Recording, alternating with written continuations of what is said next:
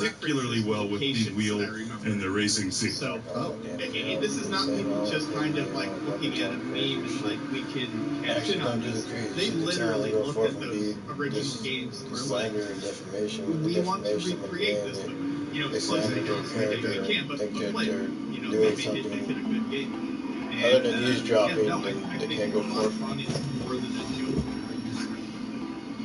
Yeah. I also recommend you check out a certain Kickstarter for a certain S4 guide program. I want to play a trailer. Excuse me. Those pretty mountains. And the rocks. Things over there. And running into stuff. Distracted. Nintendo makes the jump to 3D, introducing Ultimate Nintendo Guide Like to Lord of the the Rings up there, N64 look at library. that. This I will 450-page smoke my enemies on that mountain. information, screenshots, and reviews for all This has a bunch of challenges where you earn stars, it has time trials, you can just drive for fun and admire the scenery, or play multiplayer.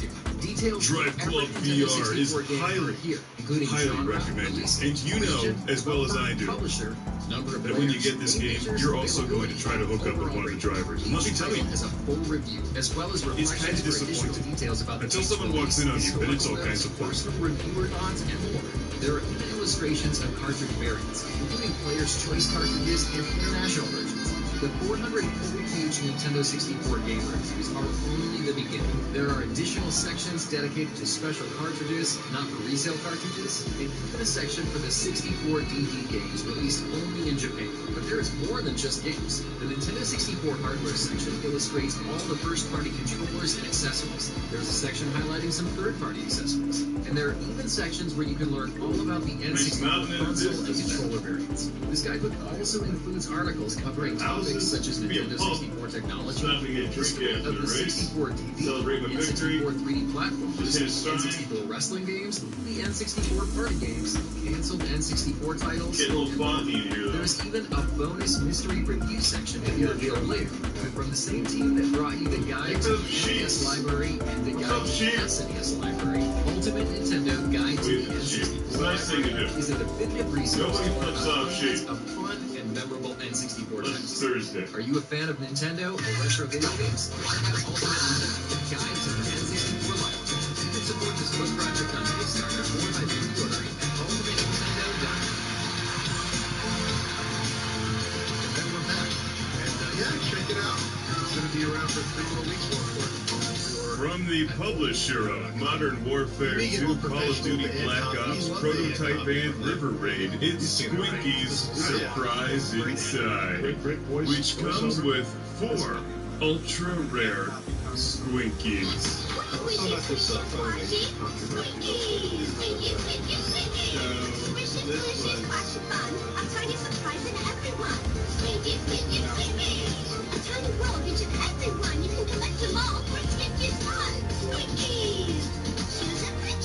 I thought someone said Slinkies. What are these things?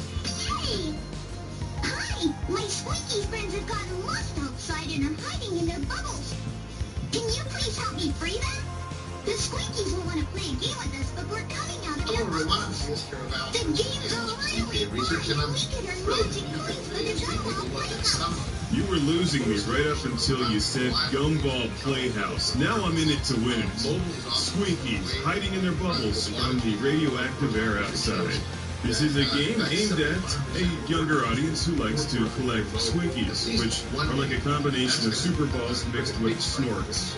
Little squishy, squashable monsters that are a choking hazard for anyone younger than 3. So do not buy this game for your 1-year-old. However, do buy this game for your 17-year-old in high school. They'll love it. Because they can brag to their friends about all of the Squinkies that they've collected. The gameplay is pretty straightforward. You wander about aimlessly and run into balls that you then open and try to collect Squinkies by playing silly games to make them come out of their ball, naturally. And one thing it could use is an automatic Facebook updater. I'm sure that all of your friends in high school would like to know which Squinkies you've collected.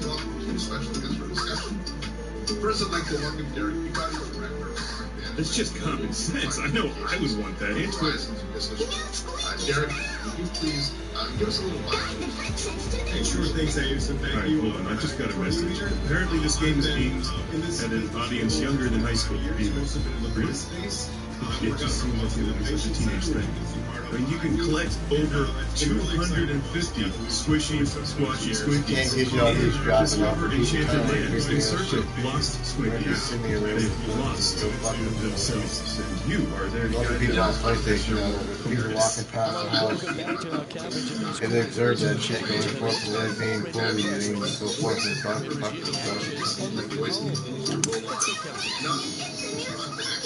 Oh, so that's where babies come from. It's always been a mystery to me. Facebook update. I just found a human baby trapped inside a plastic bubble inside the Magic Donut Land. FBI, open up. Maybe that's why they don't have a Facebook update around this game. Squinky's surprise inside is really not that surprising. In fact, it's quite predictable as you collect these Squinkies and then add them to your collection inside the game. You also find your unlock these magic coins, which you use to place inside the magic gumball machine and get new Squinkies that way.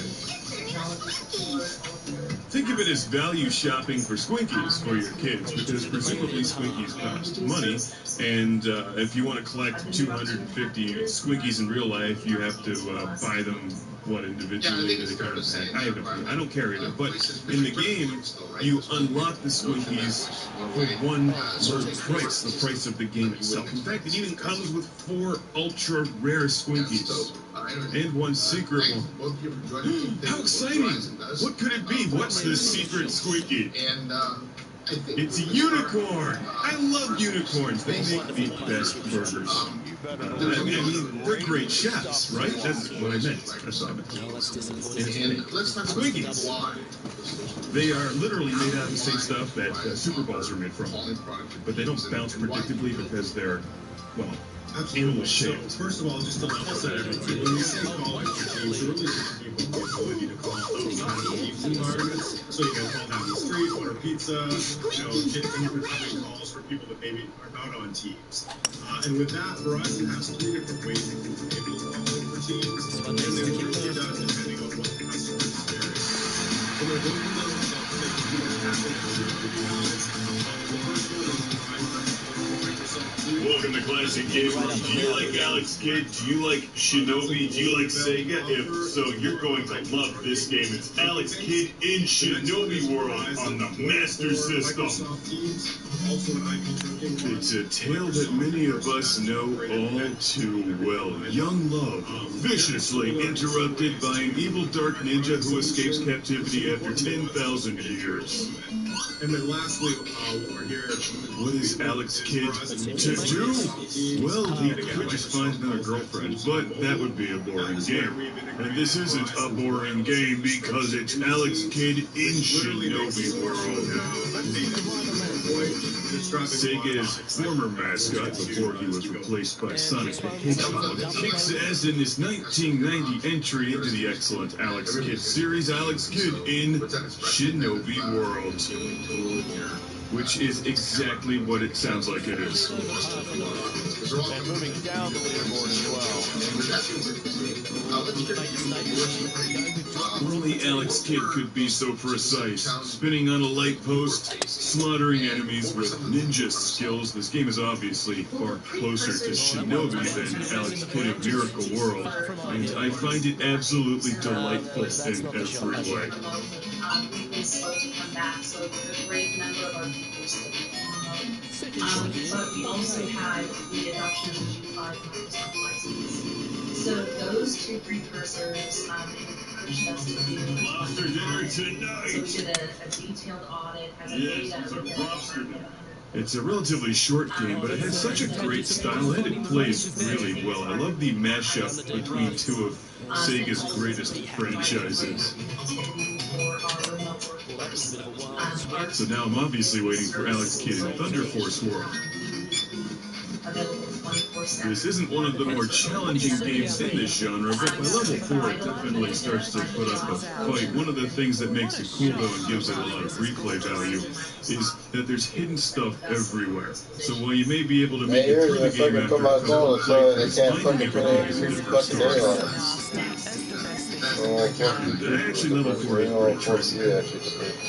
We always talk about Because this is one of those games that makes you go through all of the end bosses a second time. Like, didn't I demoralize them the first time I killed them? And as far as I can tell, this Robster is shooting potato chips at me.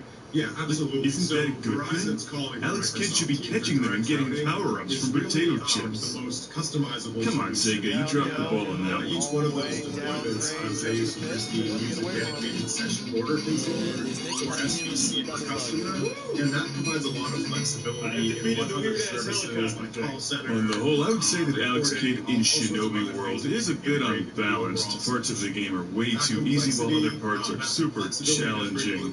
It's probably not as good as Alex Kidd in Miracle World, to be honest, but it's still super fun and really dirt cheap to collect as well. As I mentioned before, that's a lot. The hidden stuff can be pretty tricky to collect. In fact, there's a lot of jumps I still haven't figured out yet. But on the whole, for those of us not good at these games, if you like platformers but you suck at them like me, Alex Kidd in Shinobi World is approachable and fun. You'll get sued, that's all I'm gonna say. Shout out, thank you to send to a different Alex. This game came from Alex in Duisburg, Germany. Thank you for sending Alex Kidd in Shinobi World. Solution for somebody who's a little bit more fixed in nature, and maybe and then finally is the mobile offer. Verizon Mobile for Microsoft Teams. As I mentioned before, that is completely integrated into our wireless network. Well, that's a shame. Don't drop them down the standards. That's for sure. For anybody that's hybrid, it finally gives them that ability to use I didn't even mention it, but the music in this game is great. Turn it up. In fact, I'm actually playing this one with the Sega Mark III and the Master System converter, which just happens to be in better shape than my Master System. As Christine said, the end user where and how they work, right? So every customer I've spoken to, you need to use at least 2 of these components. This one doesn't have any extra FM sound like Thunderblade or Celeste, but what sound there is still really good. And remember that you have to be running a little bit to jump. That killed me countless times. Great game. Alex Kidd in Shinobi World. Highly recommended for your Sega Master System. And so Christine, with that being said, I'm getting back to you, and I'm going to ask you, how did you decide to leverage different Verizon offerings? Come up with a solution that works for everyone. I suck at these kinds of games. Well, what I did is we defined the user interface based on the job role. So we have a number of folks that just need to talk to Vanished from Earth, classic game room broadcast from the intergalactic space arcade on its never-ending mission to review everything.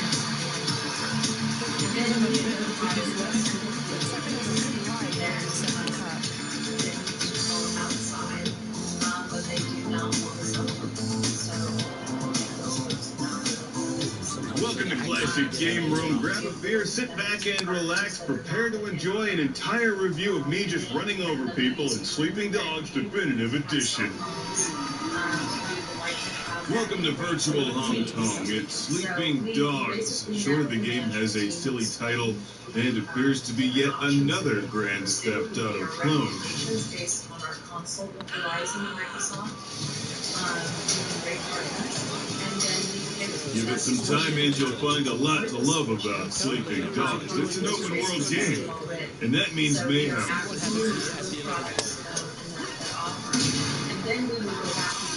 But beyond the obvious chaos that you can create, there's actually a great sense of humor lurking within this game, and a good plot worth playing.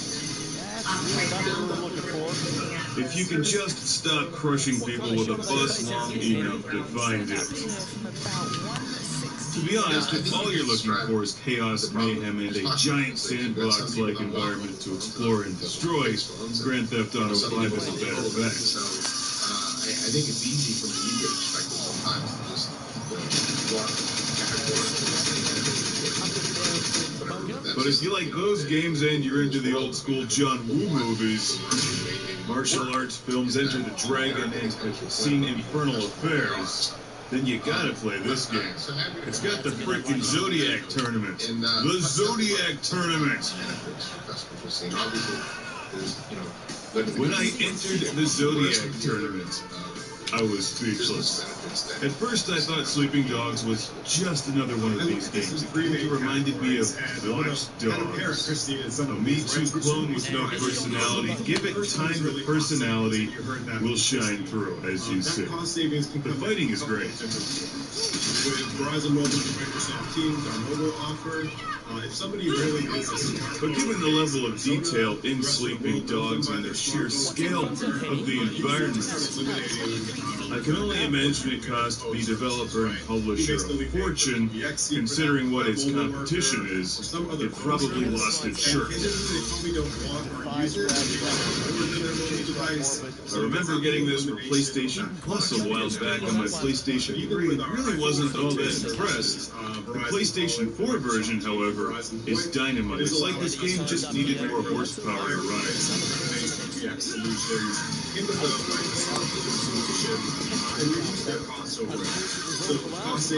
Their little shrunken recreation of Hong Kong is terrific. Second one is very specific to the MMT. And you'll have plenty of time to explore and destroy it as you do the usual Grand Theft Auto style things. Was using an app. Once I actually enjoyed the plot in this game. You play as Wei Shen, who's from Hong Kong and ended up as a cop in America, and moved back to Hong Kong. He's undercover, working his way through the gangs, and like so many of the movies upon which this game is based, ends up powerful and conflicted. He discovers that many of the bad guys aren't that bad after all, and perhaps the Hong Kong police are the bigger douchebags. It's a storyline worth playing, if you can keep yourself from getting distracted, that is. And there's plenty of things to do. Like other games in the genre, you end up with numerous apartments that you call home. There's loads of unlockable outfits, many of them pretty entertaining. And how about this, door-to-door service? With being able to eliminate redundant phone services, letting people use their smartphones like they always have now, like they What always Sleeping Dogs lacks in flamethrowers and the El Camino, it more than makes up for with the Zodiac Tournament and plenty of pedestrian-crushing action.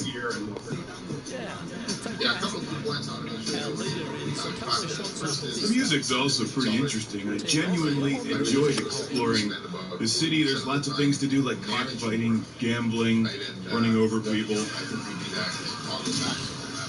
It won't let you use a grenade launcher in the club unless you bring a motorcycle in with it. And of course, there's hidden stuff everywhere.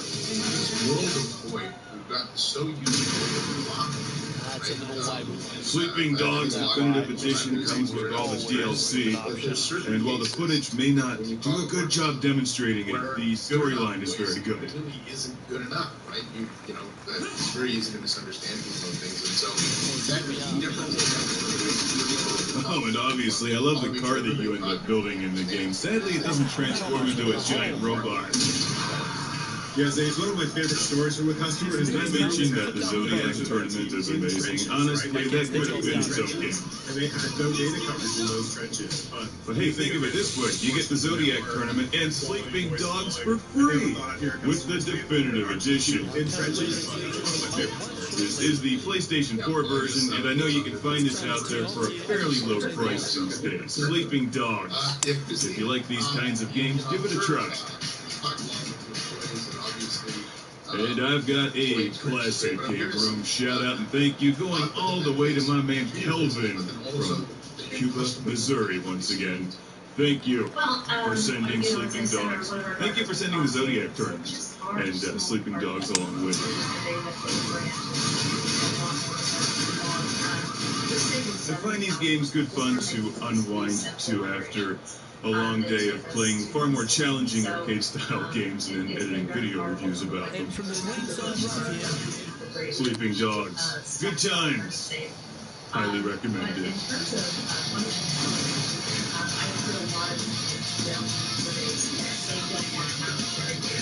Welcome to the extended cut of the Sleeping Dogs Definitive Edition review, as if the hypercut wasn't long enough.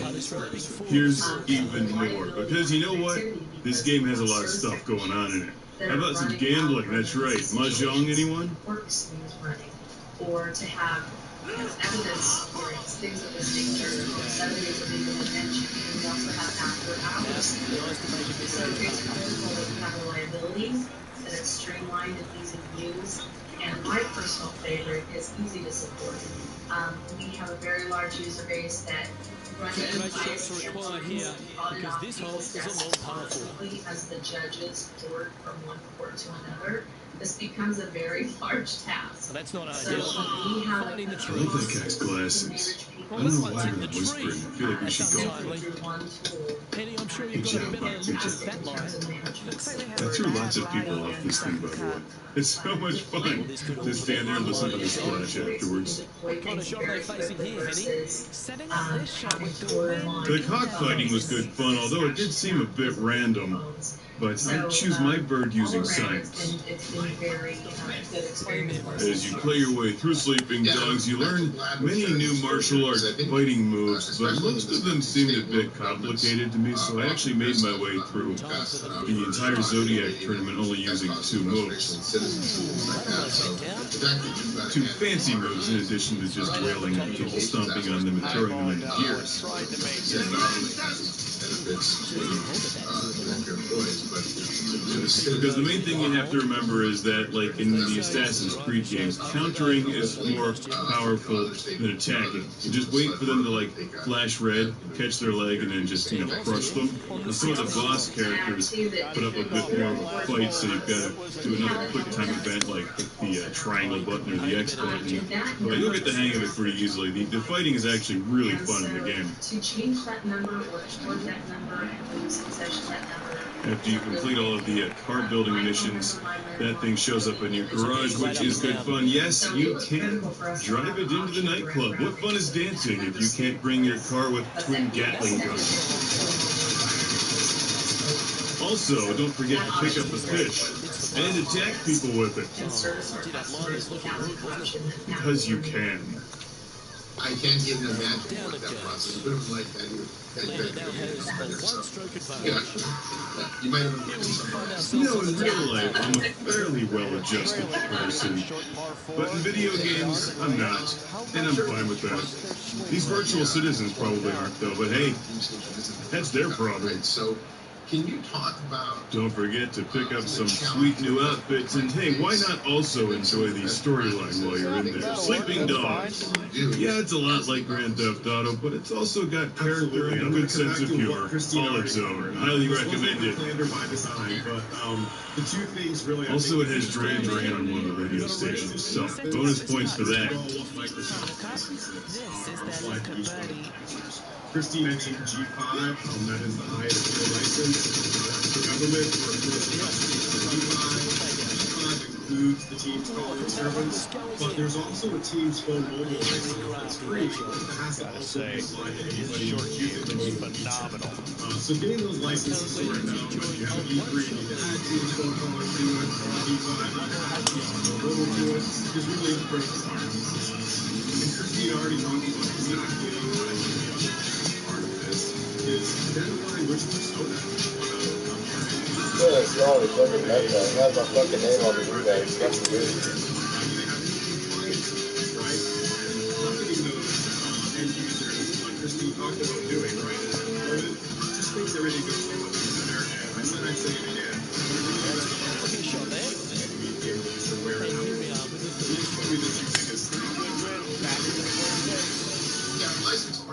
Definitely left of the group. What I do project to do. It seems always where it's So what's the handle on that, John? Bridge regulation today has been absolutely abysmal, and that is reflected on the scorecard. This will be a big one to make. It's And how about you, Christine? What were some of your takeaways and lessons learned as you went through? I know you're still coming up to the cup. Well, I would say one of my greatest challenges was it's just I learned it's very important to handle users with display your processes. This is a new technology. People are very Well, Rich, it's fair to say that this player didn't quite have their best stuff this week. Tough tournament all around for this player. Better days ahead for them, I'm sure. So a lot of free front, a lot of Well, that just about concludes our coverage. On behalf of Rich B, I'm Will Welby. Thanks for tuning in. and See once you you do tomorrow. that, the adoption was really quick. But they just need a level of understanding based on how they work. Another challenge that we had was the OU and Active Directories. Making sure that you organize your Active Directory properly, that your licenses aren't wiped out, you have to reload them again. Assign new users. There's some complexity in there that your system administrator should know how to do. There's a little bit of a learning curve there. We're trying to document all of those experiences so that as we push out the product further throughout the branch, that it's marketing but just once they understand the different features and the different scenarios, they're happy with the system. That's interesting. Users, especially in government, don't really change a whole lot here. So, but with the proper upfront work, using that actually was a pretty smooth migration. A lot of upfront work helps benefit, and then having a lot of remote desktop, through on-site iPads, tablets, laptops, personal phones, iPhones, get all that free from make sure that you understood it. Yeah, and some of the great things, in fact, down the apartments, you mentioned twice a couple months, that for every dollar investment from these save themselves $3 or $4 in the back, right? So, because you're not stepping on the line, you're not doing anything to comply. It was good to hear you actually echo that. So.